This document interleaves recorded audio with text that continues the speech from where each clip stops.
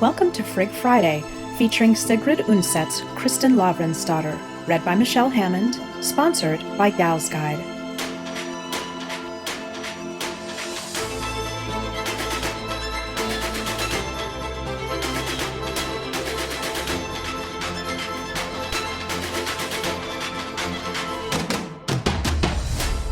Kristin Lavransdatter by Sigrid Undset, winner of the Nobel Prize in Literature. Book 1, The Wreath. Part 2, The Wreath. Chapter 1. Early one Sunday morning at the end of April, Osmund Björgulfsson's church boat glided past the point on the island of Hovdu as the bells rang in the cloister church, and the bells of the town chimed their reply out across the bay, sounding louder than fainter as the wind carried the notes. The sky was clear and pale blue, with light fluted clouds drifting across it, and the sun was glinting relentlessly on the rippling water. It seemed quite spring-like along the shore. The fields were almost bare of snow, and there were bluish shadows and a yellowish sheen on the leafy thickets, but snow was visible in the spruce forest atop the ridges framing the settlements of Aker, and to the west, on the distant blue mountains beyond the fjord, many streaks of white still gleamed. Kristin was standing in the bow of the boat with her father and Gyrid, Osmund's wife. She turned her gaze toward the town, with all of its light-colored churches and stone buildings rising up above the multitudes of grayish-brown wooden houses and the bare crowns of the trees. The wind ruffled the edges of her cloak and tousled her hair beneath her hood. They had let the livestock out to pasture at Skog the day before, and Kristin had suddenly felt such a homesickness for Jørundgaard. It would be a long time before they could let out the cattle back home. She felt a tender and sympathetic longing for the winter-gaunt cattle in the dark stalls. They would have to wait and endure for many days yet. She missed everyone so. Her mother, Ulfhild, who had slept in her arms every night for all these years, little Romborg. She longed for all the people back home, and for the horses and dogs, for Cordelin, whom Ulfhild would take care of while she was gone, and for her father's hawks, sitting on their perches with hoods over their heads. Next to them hung the gloves made of horsehide, which had to be worn when handling them, and the ivory sticks used to scratch them. All of the terrible events of the winter now seemed so far away, and she only remembered her home as it had been before. They had also told her that no one in the village thought ill of her, nor did Sira Eirik. He was angry and aggrieved by what Bentein had done. Bentein had escaped from Hamar, and it was said that he had run off to Sweden, so things had not been as unpleasant between her family and the people of the neighboring farm as Kristin had feared.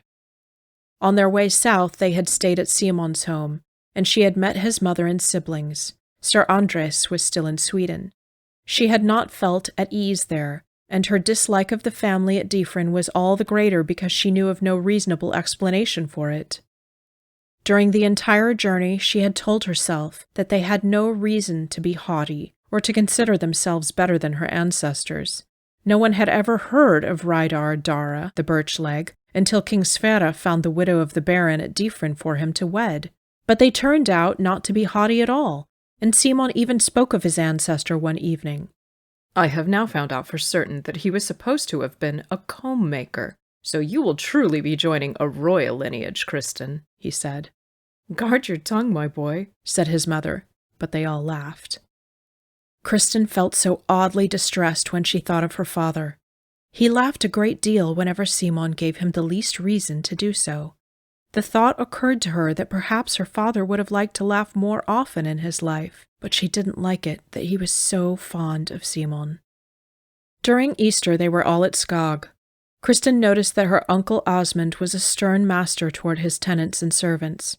She met a few people who asked after her mother and who spoke affectionately of Lavrans. They had enjoyed better days when he was living there. Osmund's mother, who was Lavrans' stepmother, lived on the farm in her own house. She was not particularly old, but she was sickly and feeble. Lavrans seldom spoke of her at home. Once, when Kristin asked her father whether he had had a quarrelsome stepmother, he had replied, "She has never done much for me, good or bad." Kristin reached for her father's hand, and he squeezed hers in return. "I know you'll be happy with the worthy sisters, my daughter. There you'll have other things to think about than yearning for us back home." They sailed so close to the town that the smell of tar and saltfish drifted out to them from the docks. Sigrid pointed out the churches and farms and roads that stretched upward from the water's edge. Kristin recognized nothing from the last time she had been there except for the ponderous towers of Hallvard's cathedral. They sailed west around the entire town and then put in at the nuns' dock. Kristin walked between her father and her uncle past a cluster of warehouses and then reached the road, which led uphill past the fields. Sigrid followed after them, escorted by Simon. The servants stayed behind to help several men from the cloister load the trunks onto a cart. The convent Nonnesetter and all of Lyron lay inside the town's boundaries, but there were only a few houses clustered here and there along the road. The larks were chirping overhead in the pale blue sky, and tiny yellow Michaelmas daisies teemed on the sallow dirt hills, but along the fences the roots of the grass were green. As they went through the gate and entered the colonnade, all the nuns came walking toward them in a procession from church, with music and song streaming after them from the open doorway. Kristin stared uneasily at the many black-clad women with white wimples framing their faces. She sank into a curtsy, and the men bowed with their hats pressed to their chests. Following the nuns came a group of young maidens, some of them were children, wearing dresses of undyed homespun, with black and white belts made of twisted cord around their waists. Their hair was pulled back from their faces and braided tightly with the same kind of black and white cord. Kristin unconsciously put on a haughty expression for the young maidens because she felt shy, and she was afraid that they would think she looked unrefined and foolish. The convent was so magnificent that she was completely overwhelmed. All of the buildings surrounding the inner courtyard were made of gray stone. On the north side, the long wall of the church loomed above the other buildings. It had a two-tiered roof and a tower at the west end. The surface of the courtyard was paved with flagstones, and the entire area was enclosed by a covered arcade supported by stately pillars. In the center of the square stood a stone statue of Mater Misericordiae, spreading her cloak over a group of kneeling people. A lay sister came forward and asked them to follow her to the parlotory, the abbess's reception room. Abbess Groa Guttormsdottir was a tall, stout old woman. She would have been good-looking if she hadn't had so many stubbly hairs around her mouth. Her voice was deep and made her sound like a man, but she had a pleasant manner, and she reminded Lavrans that she had known his parents, and then asked after his wife and their other children. At last she turned kindly to Kristin. "I have heard good things of you, and you seem to be clever and well brought up, so I do not think you will give us any reason for displeasure. I have heard that you are promised to that noble and good man, Simon Andresen, who I see before me. We think it wise of your father and your betrothed to send you here to the Virgin Mary's house for a time, so that you can learn to obey and to serve before you are charged with giving orders and commands. I want to impress on you now that you should learn to find joy in prayer and in the divine services, so that in all your actions you will be in the habit of remembering your Creator, the Lord's gentle Mother, and all the saints who have given us the best examples of strength, rectitude, fidelity, and all the virtues that you ought to demonstrate if you are to manage property and servants and raise children. You will also learn in this house that one must pay close attention to time, because here each hour has a specific purpose and chore. Many young maidens and wives are much too fond of lying in bed late in the morning and of lingering at the table in the evening, carrying on useless conversation. But you do not look as if you were that kind. Yet you can learn a great deal from this year that will benefit you both here and in that other home." Kristin curtsied and kissed her hand. Then Fru Groa told Kristin to follow an exceptionally fat old nun whom she called Sister Potentia over to the nuns' refectory. She invited the men and Fru Sigrid to dine with her in a different room. The refectory was a beautiful hall. It had a stone floor and arched windows with glass panes. The doorway led into another room, and Kristin could see that this room too must have glass window panes, because the sun was shining inside. The sisters had already sat down and were waiting for the food. The older nuns were sitting on a stone bench covered with cushions along the wall under the windows. The younger sisters and the bareheaded maidens wearing light homespun dresses sat on a wooden bench in front of the table. Tables had also been set in the adjoining room, which was intended for the most distinguished of the Herodians and the lay servants. There were several old men among them. These people did not wear cloister garb, but they did wear dark and dignified attire. Sister Potentia showed Kristin to a place on the outer bench, while she herself went over to a seat near the abbess's place of honor at the head of the table, which would remain empty today. Everyone rose, both in the main hall and in the adjoining room, as the sisters said the blessing. Then a young pretty nun came forward and stepped up to a lectern which had been placed in the doorway between the rooms, and while 2 of the lay sisters in the main hall and 2 of the youngest nuns in the other room brought in the food and drink, the nun read in a loud and lovely voice, without pausing or hesitating at a single word, the story of Saint Theodora and Saint Didymus.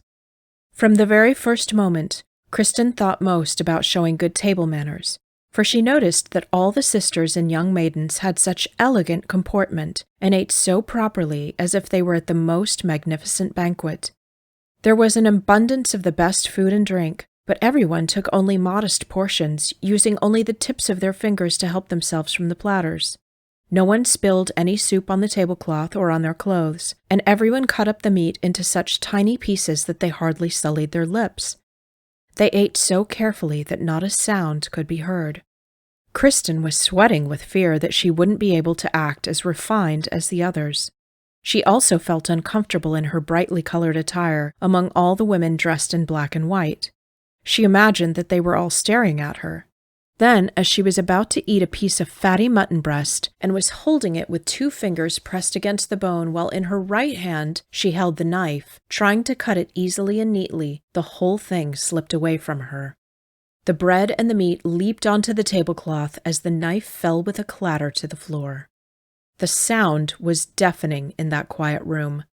Kristin blushed red as blood, and was about to bend down to pick up the knife, but a lay sister wearing sandals came over soundlessly and gathered up the things. But Kristin could eat nothing more. She also noticed that she had cut her finger, and she was afraid of bleeding on the tablecloth, so she sat there with her hand wrapped up in a fold of her dress, thinking that now she was making spots on the lovely light blue gown that she had been given for her journey to Oslo, and she didn't dare raise her eyes from her lap. After a while, she started to listen more closely to what the nun was reading. When the chieftain could not sway the maiden Theodora's steadfast will, she would neither make sacrifices to false gods nor let herself be married. He ordered her to be taken to a brothel. Furthermore, he exhorted her along the way to think of her free-born ancestors and her honorable parents, upon whom an everlasting shame would now fall. And he promised that she would be allowed to live in peace and remain a maiden if she would agree to serve a pagan goddess whom they called Diana. Theodora replied, unafraid, "Chastity is like a lamp, but love for God is the flame. If I were to serve the devil-woman whom you call Diana, then my chastity would be worth no more than a rusty lamp without fire or oil. You call me freeborn, but we are all born thralls, since our first parents sold us to the devil. Christ has redeemed me, and I am obliged to serve him, so I cannot marry his enemies. He will protect his dove, but if he would cause you to break my body, which is the temple of his Holy Spirit, then it shall not be reckoned to my shame as long as I do not consent to betray his property in enemy hands." Kristin's heart began to pound, because this reminded her in a certain way of her encounter with Bentyne. It struck her that perhaps this was her sin, that she had not for a moment thought of God or prayed for his help. Then Sister Cecilia read about Saint Didymus. He was a Christian knight, but he had kept his Christianity secret from all except a few friends. He went to the house where the maiden was confined. He gave money to the woman who owned the house, and then he was allowed to go to Theodora. She fled to a corner like a frightened rabbit, but Didymus greeted her as a sister and the bride of his lord, and said that he had come to save her. Then he talked to her for a while, saying, "Shouldn't a brother risk his own life for his sister's honor?" And finally she did as he asked. She exchanged clothes with him, and allowed herself to be strapped into his coat of mail. He pulled the helmet down over her eyes and drew the cape closed under her chin, and then he told her to go out with her face hidden, like a youth who was ashamed to be in such a place. Kristin thought about Arna and had the greatest difficulty in holding back her sobs. She stared straight ahead with tear-filled eyes as the nun read the end of the story, how Didymus was led off to the gallows, and Theodora came rushing down from the mountains, threw herself at the executioner's feet, and begged to be allowed to die in his place. Then those two pious people argued about who would be the first to win the crown, and they were both beheaded on the same day. It was the 28th day of April, in the year AD 304, in Antioch, as Saint Ambrosius has written of it. When they rose from the table, Sister Potentia came over and patted Kristin kindly on the cheek. "Yes, I can imagine that you are longing for your mother." Then Kristin's tears began to fall. But the nun pretended not to notice, and she led Kristin to the dormitory where she was going to live. It was in one of the stone buildings along the colonnade, a beautiful room with glass window panes and an enormous fireplace at the far end. Along one wall stood 6 beds, and along the other were all of the maidens' chests. Kristin wished she would be allowed to sleep with one of the little girls, but Sister Potentia called to a plump, fair-haired, fully grown maiden. "This is Ingebjorg Philippusdottir, who will be your bedmate. The two of you should get acquainted." And then she left. Ingebjorg took Kristin's hand and at once began to talk. She was not very tall and much too fat, especially in her face. Her eyes were tiny because her cheeks were so fat, but her complexion was pure, pink and white, and her hair was yellow like gold and so curly that her thick braids twisted and turned like ropes, and little locks were constantly slipping out from under her headband. She immediately began asking Kristin about all sorts of things, but never waited for an answer. Instead, she talked about herself and reeled off all her ancestors and all the branches. They were grand and enormously wealthy people.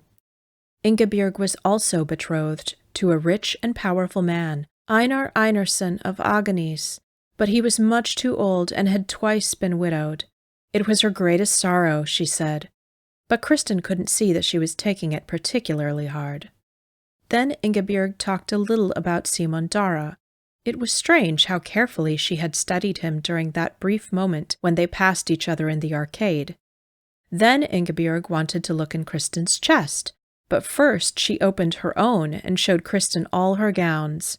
As they were rummaging in the chests, Sister Cecilia came in. She reproached them and told them that was not a proper activity on a Sunday, and then Kristin felt downhearted again. She had never been reprimanded by anyone except her own mother, and it felt odd to be scolded by strangers. Ingebjorg was completely unperturbed. That night, after they had gone to bed, Ingebjorg lay there talking, right up until Kristin fell asleep. 2 elderly lay sisters slept in a corner of the room. They were supposed to see to it that the maidens did not remove their shifts at night, for it was against the rules for the girls to undress completely, and that they got up in time for matins at the church. But otherwise they didn't concern themselves with keeping order in the dormitory, and they pretended not to notice when the maidens lay in bed talking or eating treats that they had hidden in their chests. When Kristin awoke the next morning, Ingebjorg was already in the middle of a long story, and Kristin wondered whether she had been talking all night.